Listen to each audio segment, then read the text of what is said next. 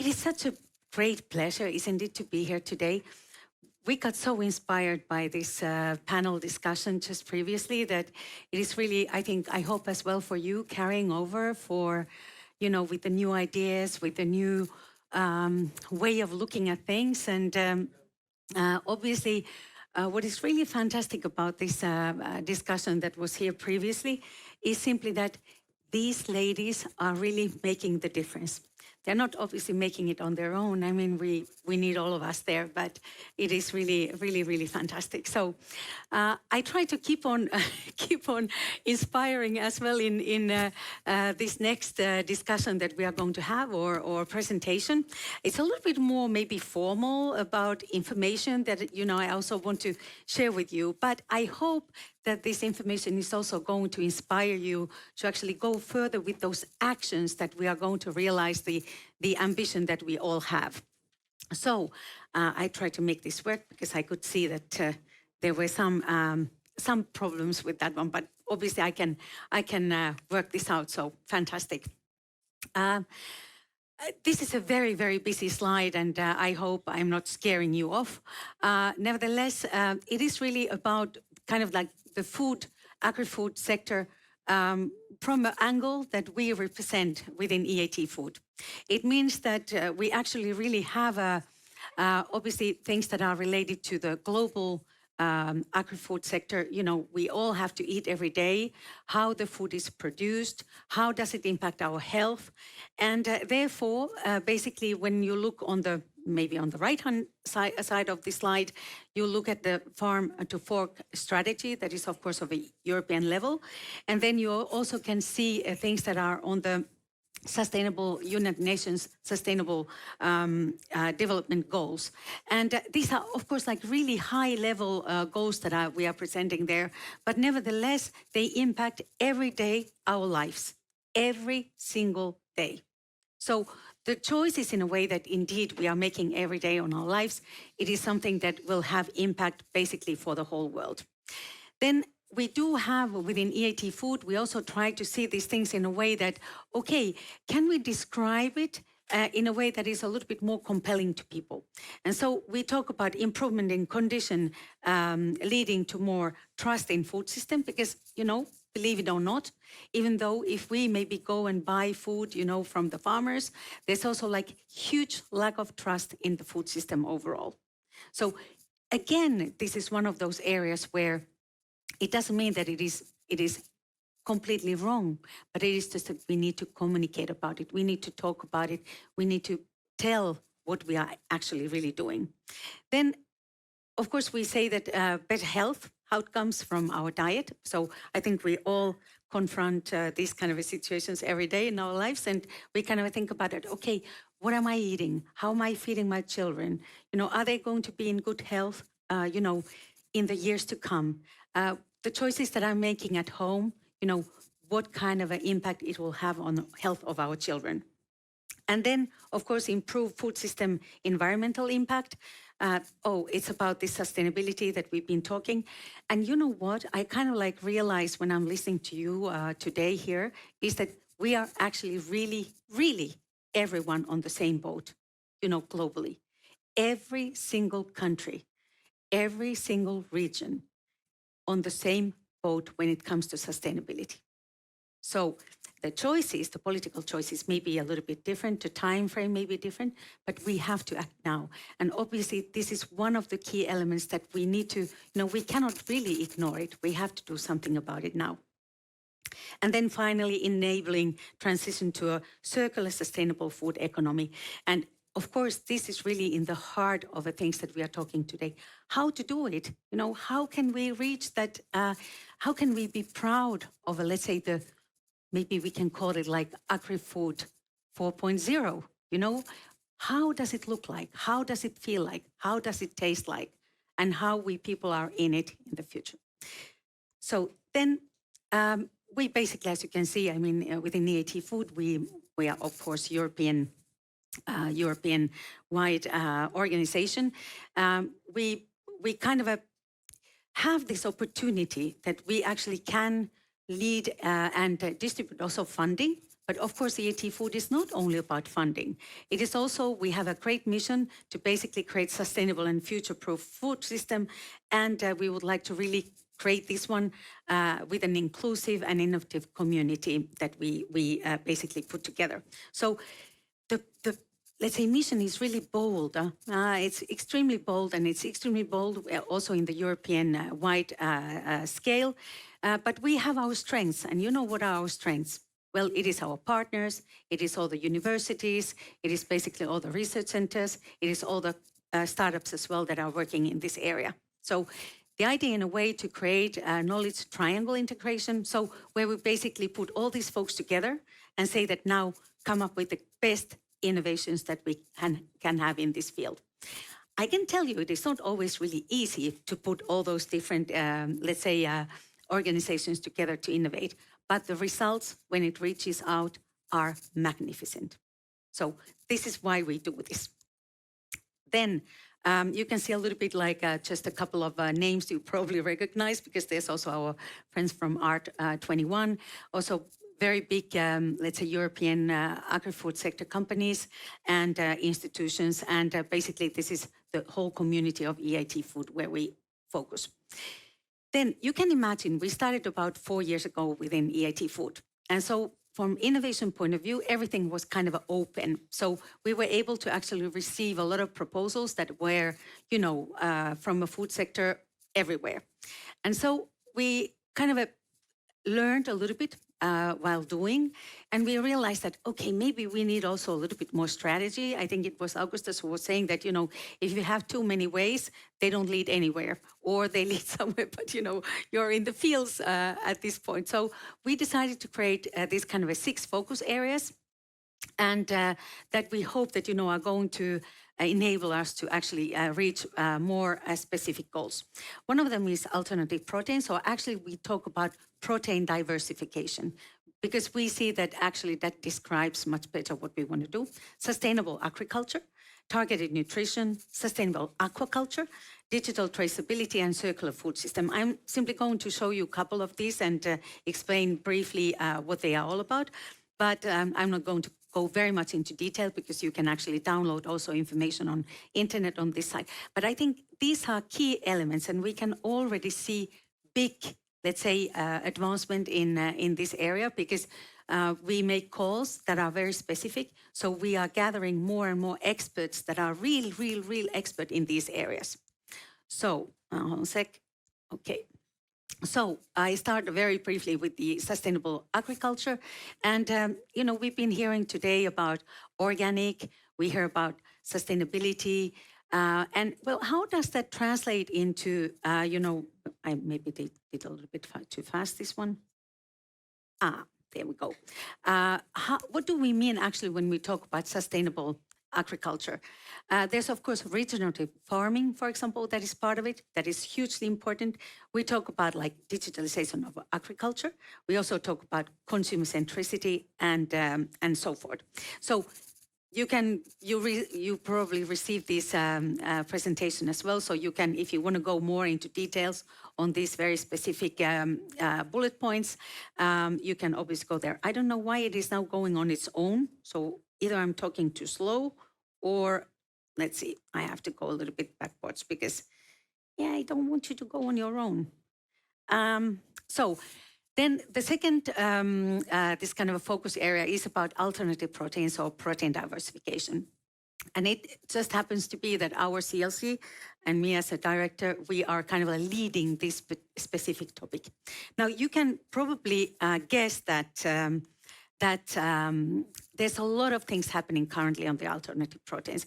You can already go to your shopping center or where you do your grocery shops, and you already start finding more and more products that are somehow trying to, let's say, address this need that the consumers have to actually find tasty, great products that are actually helping them to maybe reach that gap and change a little bit their diet. Now, having said that, it is not as simple as that, as you probably know. In protein diversification, it's about also that what is cultivated, what kind of a crops, where, how, who is going to do it. So this is one of those things where farmers and their experience is hugely important. Then comes also issues that are regulatory. So somebody was also mentioning that, EU is going to be the cemetery of let's say, agri-food sector in one day. I don't believe it, because there's actually a lot of things happening in the science, in the innovation in this area. The only problem is that we cannot commercialize them. And so this is obviously this is really going crazy. My presentation is going on its own.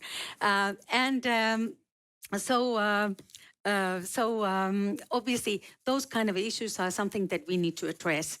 And maybe one more word on this particular area is that we are going to create some kind of a think tank on protein diversification within EIT Food, where we try to actually combine and address some of these kind of bottlenecks or boundaries for the innovation. And there will be more information coming on that one soon.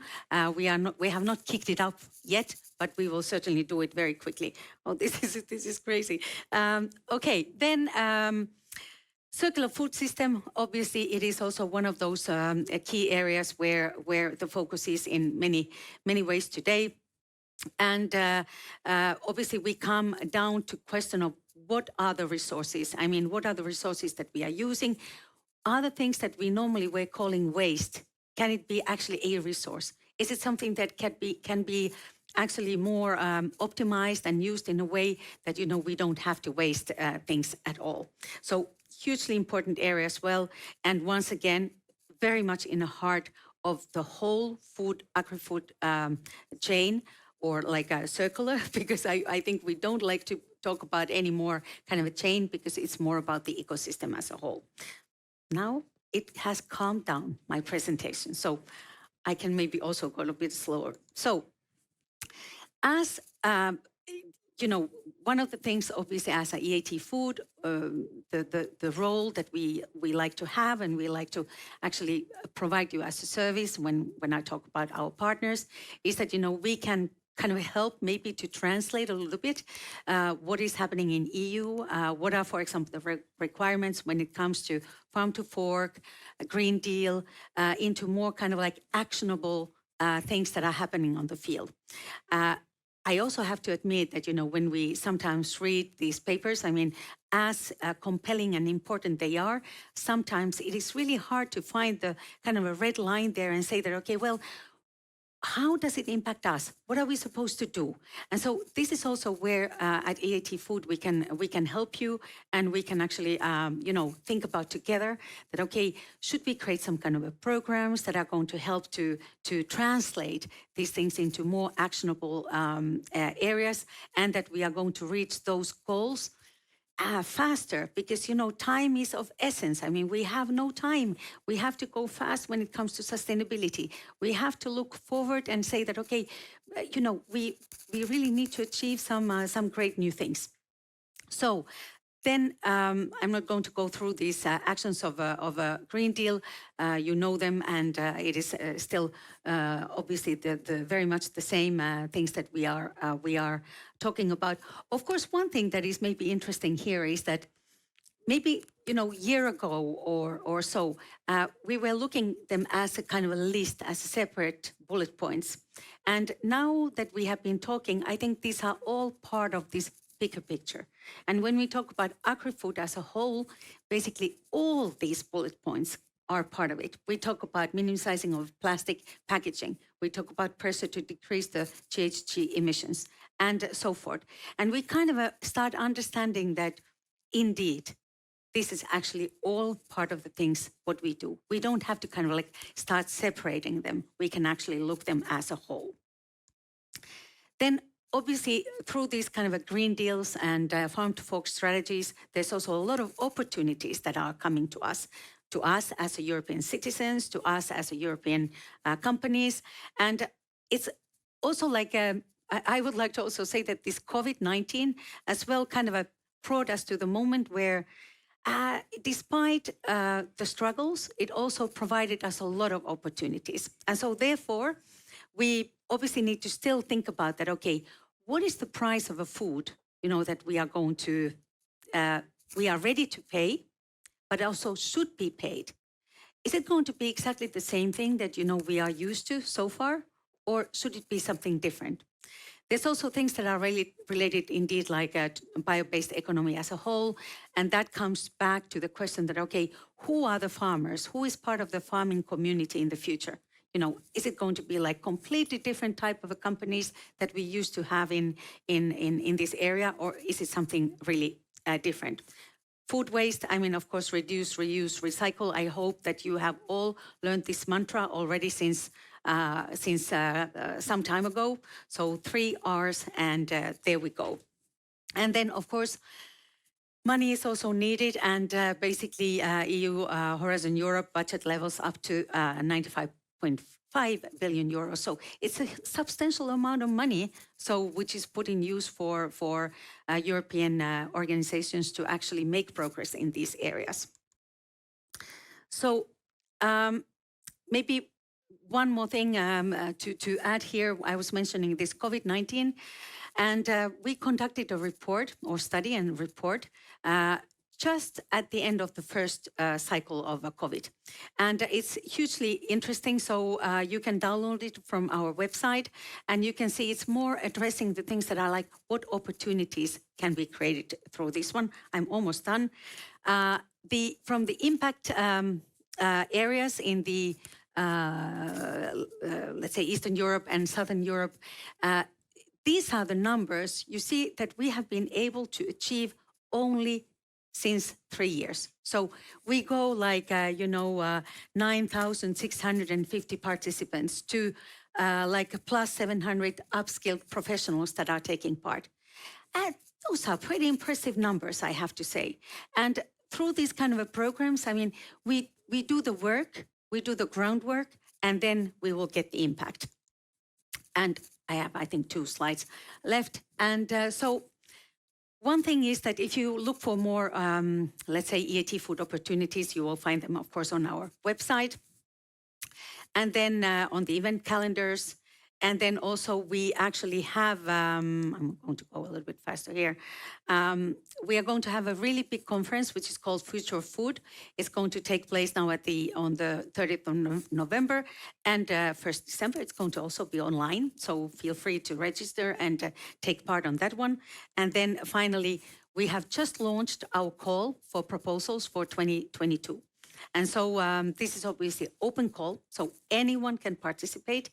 There are, of course, rules. There's a lot of criteria that you have to meet. But anyway, go if you have any ideas, any innovations that you would like to either propose in order to get funding, go and have a look, build up consortiums, and then make your way over there.